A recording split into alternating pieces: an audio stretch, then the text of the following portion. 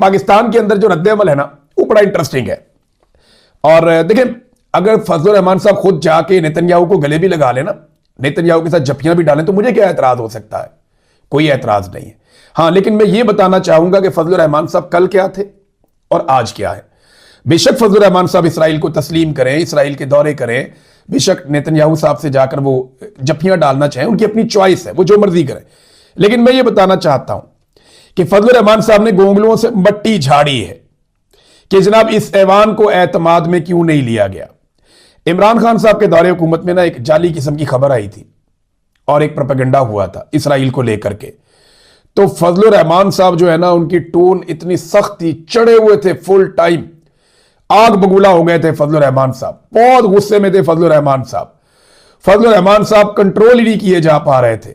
ये उस वक्त की बात है जब इमरान खान साहब का दौर था, तब ये सड़कों पे आ जाते थे, एहतजाज करते थे, फतवे लगाते थे, बहुत गुस्से में रहते थे जब कुछ भी नहीं हुआ था। लेकिन अब जरा वही जो फजलुर रहमान साहब है, उनकी जरा आवाज और उनकी टोन आप मुलाहिजा फरमाइए कि अब वो किस तरीके से बात कर रहे हैं। उनकी आवाज के अंदर वो उठान, वो जज्बात, वो तलातुम, वो सारा कुछ नहीं है। जरा सुने आप फजलुर रहमान साहब को, ये आवाज सुने।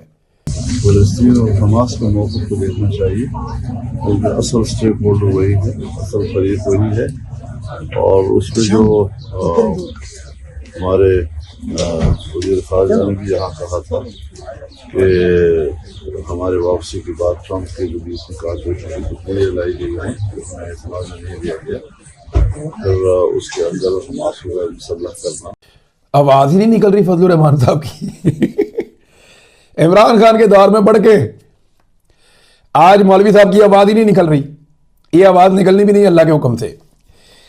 फजलुर रहमान साहब को थोड़ा सा ग्राउंड दिया जाएगा थोड़े दिन के बाद, जब मामला हल हो जाएंगे। मैं जानता हूं कि एस्टेब्लिशमेंट का ये तरीकाकार, खबर नहीं दे रहा मैं आपको एनालिसिस कर रहा हूं कि एस्टेब्लिशमेंट का ये तरीकाकार है कि वो अपने मुखालिफिन को थोड़ा थोड़ा वो जिंदा रखते हैं, ताकि लोगों को लगे कि नहीं नहीं लोग खड़े हैं अभी। फजलुर रहमान साहब को थोड़ा सा ग्राउंड दिया जाएगा। ये गजा का नाम लेकर, खत्म नबूवत का नाम लेकर कुछ कॉन्फ्रेंसेस करेंगे, कुछ जलसे जुलसे इनको इजाजत दी जाएगी। बड़े पुरअमन तरीके से ये आया करेंगे, अपना जलसा किया करेंगे, तकरीर किया करेंगे और चले जाया करेंगे। फजलुर रहमान साहब ने हमेशा एस्टेब्लिशमेंट की बी टीम का रोल प्ले किया है।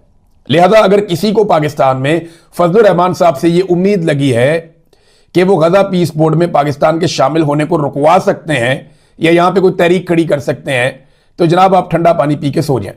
ऐसा कुछ नहीं होगा। फजलुर रहमान साहब ने जिस तरह के सत्तू पिए हुए हैं, आप उनकी आवाज और आप उनकी बॉडी लैंग्वेज से अंदाजा लगा सकते हैं।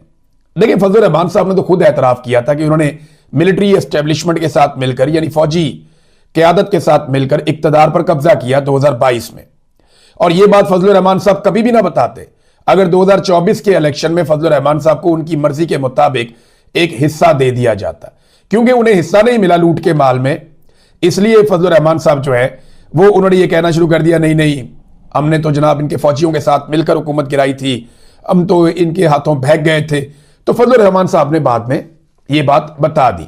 तो ये हमेशा से एस्टेब्लिशमेंट की बी टीम के तौर पे काम करते हैं, चाहे फजलुर रहमान साहब हो, चाहे जमात इस्लामी हो, चाहे बहुत सारी और मजहबी तंजीमें हो। तो ये चलता रहता है इसी तरह।